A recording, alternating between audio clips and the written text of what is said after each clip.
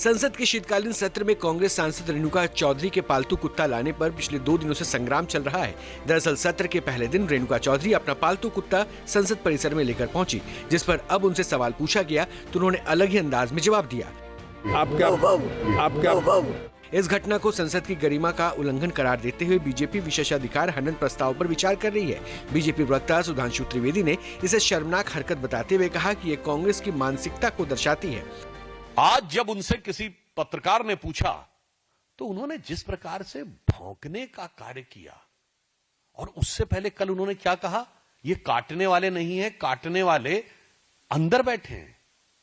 अर्थात देश की पूरी संसद को के सांसदों को काटने वाला कहना और काटने का संदर्भ कुत्ते के साथ जोड़कर कहना, यह दर्शाता है कि पूरी संसद की गरिमा को ध्वस्त करना कांग्रेस का एक विधिवत सुविचारित अभियान हो गया है। हालांकि रेणुका चौधरी नियमों का हवाला दे रही है। उनका मानना है कि संसद परिसर में कुत्ते को ना ले जाने का कोई नियम नहीं है, मगर रेणुका चौधरी का कुत्ता तो बवाल कर दिया है, तो मैं क्या बोलूं इसका।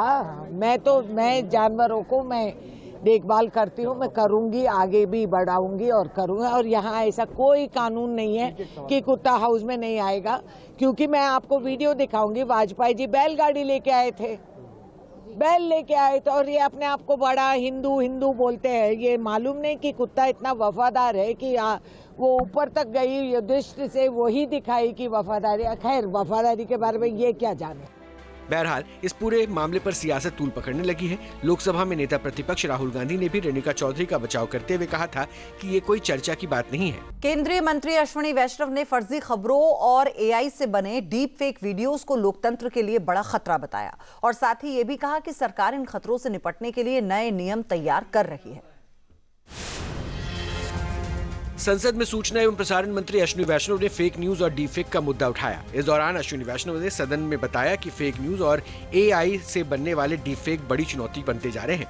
ऐसे में इसके खिलाफ सख्त एक्शन भी जरूरी है। I sincerely want to say that fake news is a threat to our democracy today.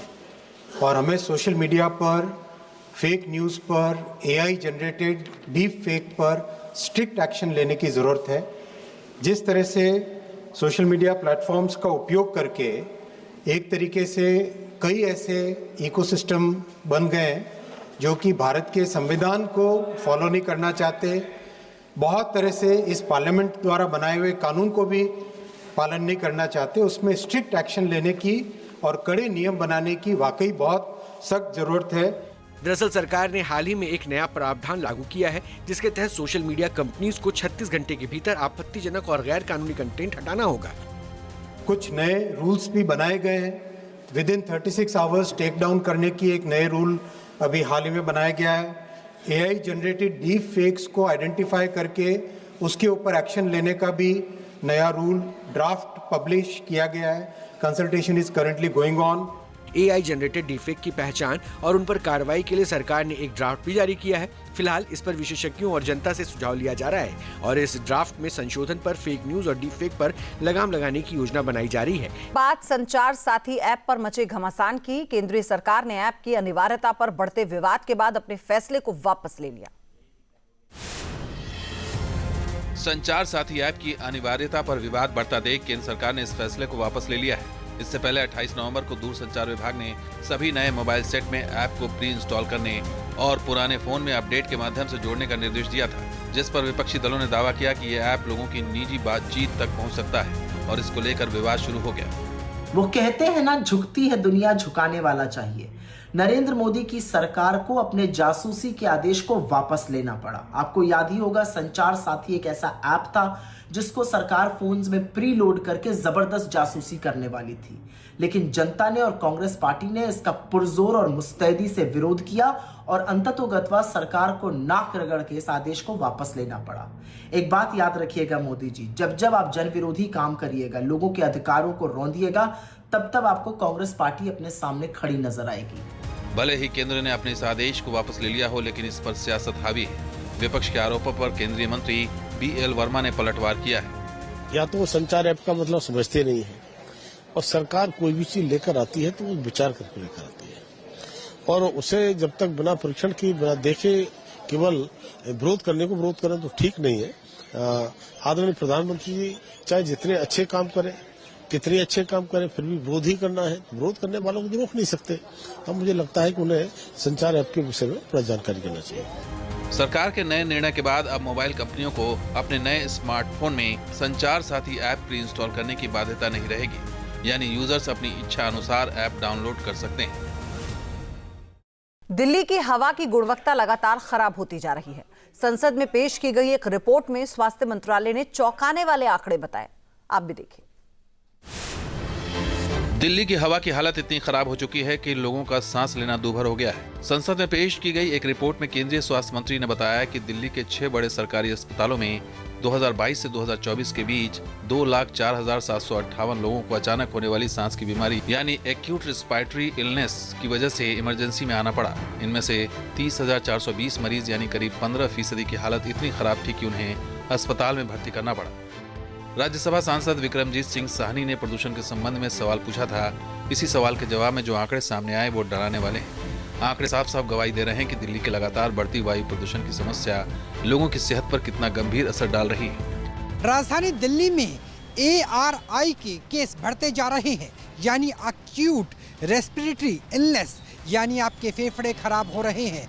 और केवल बीते कुछ सालों के अंदर ऐसे मामले 2 लाख आए हैं, वो भी 6 बड़े अस्पतालों में। स्वास्थ्य मंत्रालय की माने तो इन केसेस में लगातार वृद्धि भी होती हुई नजर आ रही है। हर साल 9 से लेकर 10,000 मरीजों का इजाफा हो रहा है ऐसी इलनेस को लेकर के जो आपके फेफड़ों से जुड़ी हुई है। सरकार ने माना है कि प्रदूषण एक्यूट रेस्पिरेटरी इन्फेक्शन यानी बीमारियों को बढ़ाने का बड़ा कारण है।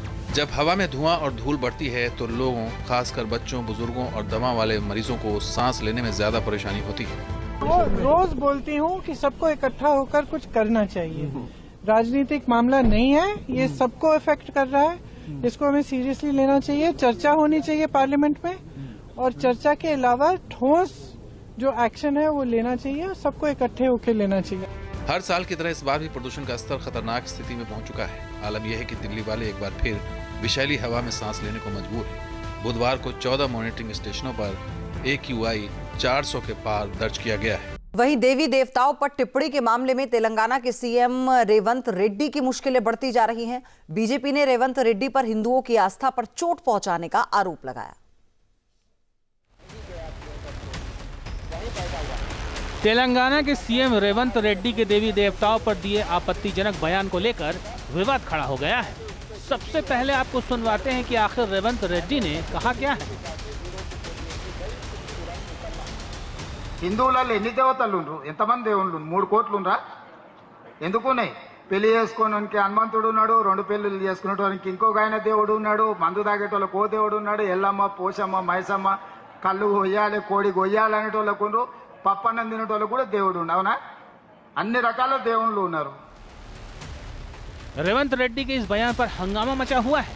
बीजेपी ने रेवंत रेड्डी पर देवी देवताओं के अपमान का आरोप लगाते हुए कांग्रेस पर जोरदार पलटवार किया। धिक्कार शब्द से शुरू करूंगा कांग्रेस के लिए कि जिस प्रकार के शब्दों का प्रयोग तेलंगाना के मुख्यमंत्री कांग्रेस के ATM रेवंत रेड्डी जी ने कहा है आज हिंदू देवी देवताओं के लिए, ये न केवल आपत्तिजनक है, ये घृणक है। यह कांग्रेस पार्टी के मनसा के अंदर किस प्रकार से हिंदुओं के खिलाफ एक जहर भरा हुआ है वो दर्शाता है। बीजेपी ने सीएम रेड्डी की टिप्पणी को हिंदुओं की आस्था पर चोट बताया और माफी की मांग की, जिसको लेकर बीजेपी और कांग्रेस में एक बार फिर से तलवार खिंच गई है। वहीं कोलकाता एयरपोर्ट पर मस्जिद का मामला तूल पकड़ता जा रहा है। दरअसल एयरपोर्ट के दूसरे रनवे के निर्माण में मस्जिद बाधा बन रही है। इसी को लेकर बीजेपी ने ममता सरकार पर निशाना साधा और रनवे से मस्जिद को दूसरी जगह शिफ्ट करने की मांग की। कोलकाता एयरपोर्ट के रनवे पर मस्जिद का मुद्दा दिल्ली तक आ चुका है। बीजेपी सांसद समीक भट्टाचार्य ने संसद में इस मुद्दे को उठाया और पूछा कि एयरपोर्ट पर मस्जिद की वजह से ऑपरेशनल सर्विस देने में दिक्कतें आ रही है, बावजूद इसके मस्जिद क्यों नहीं हटाया जा रहा है। देखिए, ममता बनर्जी लोग तो बाबरी मस्जिद बनाने का बातें कर रहे हैं, जो बाबर भारतवर्ष में आकर लाखों हिंदुओं का हत्या किया। और उन्होंने बता के भी किया कि उसका मृत्यु का बाद उसको हिंदुस्तान में नहीं, समरकंद, उसका जो जन्मभूमि है उसमें दफना जाए। वहीं इस पूरे मामले पर केंद्रीय मंत्री सुकांत मजूमदार ने ममता सरकार पर हमला बोला। क्या कुछ उन्होंने कहा वो सुनवाते हैं। बंगाल सरकार तो एक्शन नहीं लेगी। बंगाल सरकार की वोट बैंक है। बंगाल सरकार कोशिश करेगी कि बाबरी के नाम पे वहाँ पे मस्जिद हो, औरंगजेब के नाम पे मस्जिद हो, वो कोशिश बंगाल की सरकार करेगी। दरअसल कोलकाता के नेताजी सुभाष चंद्र बोस इंटरनेशनल एयरपोर्ट के दूसरे रनवे का निर्माण कार्य चल रहा है और रनवे पर मौजूद मस्जिद की वजह से निर्माण में परेशानी हो रही है। इसी को लेकर बीजेपी ने मस्जिद को रनवे से हटाने की मांग की।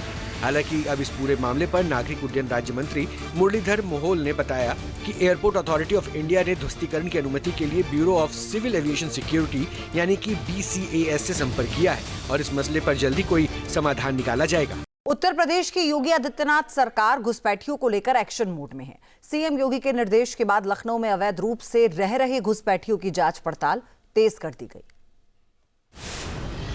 उत्तर प्रदेश सरकार ने बांग्लादेशियों और रोहिंग्या घुसपैठियों के खिलाफ मोर्चा खोल दिया है। सीएम योगी के सख्त रुख के बाद अब घुसपैठियों के खिलाफ बड़ा अभियान शुरू हो गया है, जिसका असर लखनऊ में देखने को मिला।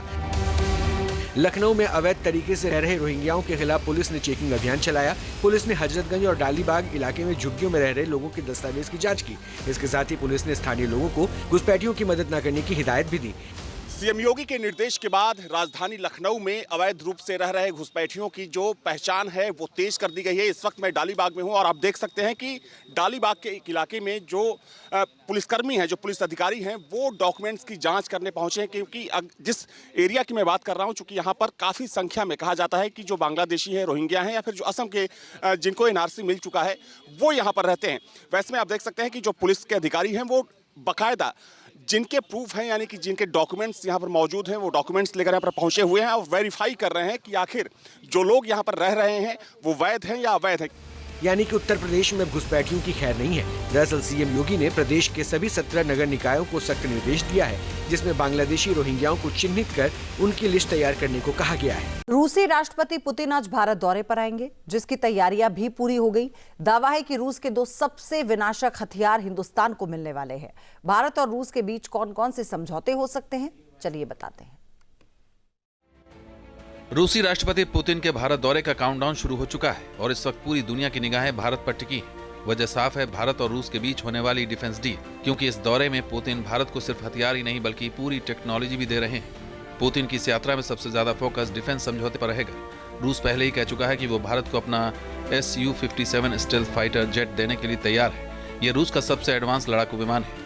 सुखोई 57 फाइटर जेट की खासियतों पर गौर करें तो रूस का 5वीं पीढ़ी का ये multi role stealth fighter jet है। बिना आफ्टर बर्नर के सुपरसोनिक स्पीड बनाए रखता है। सुखोई की स्पीड 1400 किलोमीटर प्रति घंटा है। सुखोई की मारक क्षमता करीब 3500 किलोमीटर है। Air to air, air to ground मिसाइलें ये ले जा सकता है। बड़े देशों में डीप स्ट्राइक करने की क्षमता रखता है।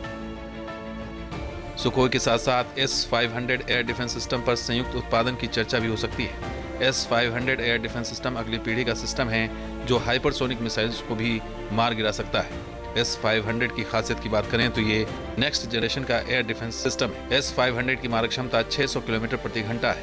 100 से 200 किलोमीटर ऊंचाई वाले लक्ष्यों को मारने में ये सक्षम है। 400 किलोमीटर तक की दूरी पर टारगेट को रोक सकता है।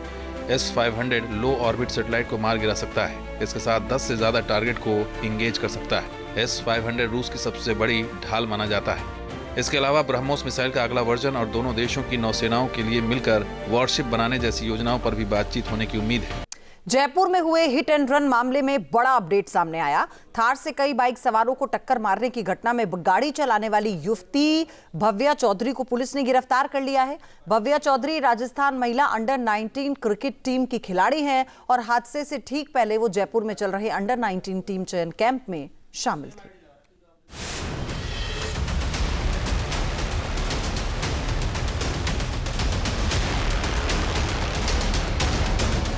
सीसीटीवी में कैद हादसे का यह वीडियो डराने वाला है।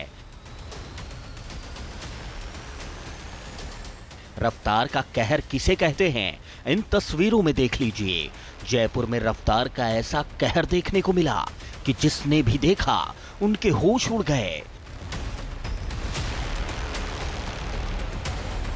तेज रफ्तार की लाल रंग की इस खूनी थार ने दुपहिया वाहन समेत दूसरी गाड़ियों को ऐसी टक्कर मारी कि एक शख्स की जान चली गई। जयपुर में विधानसभा के पास में एक ऐसी दुर्घटना हुई जिसके अंदर जो थार की रफ्तार थी उसने एक युवक की जान ले ली। इतनी तेज़ रफ्तार में टक्कर मारी कि जो युवक था, जो इस स्कूटी को चला रहा था, उसकी मौके पर ही मौत हो गई और साथ में इसकी जो रिश्तेदार थी युवक की वो घायल स्थिति में है, उनका उपचार चल रहा है। लेकिन स्कूटी की आप हालत देखिए कि किस तरीके से ये दुर्घटना हुई है, जिस तरीके से यहाँ पर ये टूटी हुई दिखाई देती है, इसको देखकर समझ में आता है कि जो थार थी उसकी रफ्तार क्या रही होगी। सबसे बड़ी बात है कि जो थार को चलाने वाली थी वो एक 18 वर्षीय युवती थी जिसने 3 महीने पहले ही अपना ड्राइविंग लाइसेंस बनवाया था। ये लाल कलर की थार है जिसको पुलिस ने जब्त कर लिया है। जो इसको चलाने वाली लड़की थी फिलहाल उसको भी हिरासत में ले लिया गया है, पूछताछ की जा रही है। ये जो थार आ रही थी विधानसभा के पास में से ज्योति नगर थाने से पहले इसने उस स्कूटी को उड़ाया और स्कूटी के टक्कर मारने के बाद में ये थार लेकर के वो लड़की वहाँ से फरार हो गई। यानी कि हिट एंड रन का ये पूरा मामला बनता है जिसमें टक्कर मारी और उसके बाद में मौके से फरार हुई। ये हादसा ज्योति नगर थाने इलाके के विधानसभा के पास स्थित एक हॉस्पिटल के टी पॉइंट पर हुआ। थार गाड़ी की स्पीड इतनी तेज थी कि स्कूटी पर सवार एक युवक और महिला को घसीटते हुए वो करीब 50 फीट तक ले गई। हादसे के बाद थार चालक तेज स्पीड में गाड़ी को तोड़ते हुए रफू चक्कर हो गया।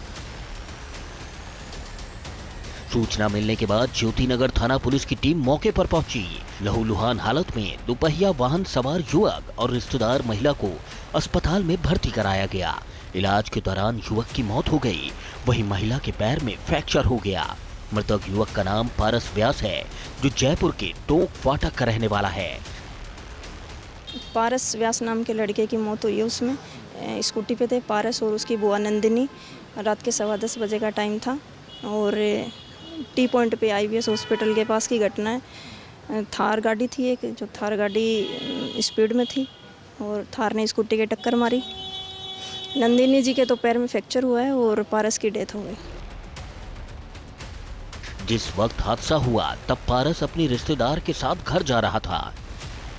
घटना का ये पूरा वीडियो हॉस्पिटल के बाहर लगे CCTV में कैद हो गया। पुलिस ने CCTV फुटेज के आधार पर चालक को गिरफ्तार कर लिया है। थार गाड़ी प्रिया चौधरी की बताई जा रही है जिसे भव्या चौधरी चला रही थी। पुलिस की जांच में सामने आया है कि भव्या चौधरी अंडर 19 की क्रिकेट प्लेयर है जो राजस्थान पुलिस अकादमी में पिछले कुछ दिनों से कैंप कर रही थी। फिलहाल पुलिस पूरे मामले की जांच कर रही है।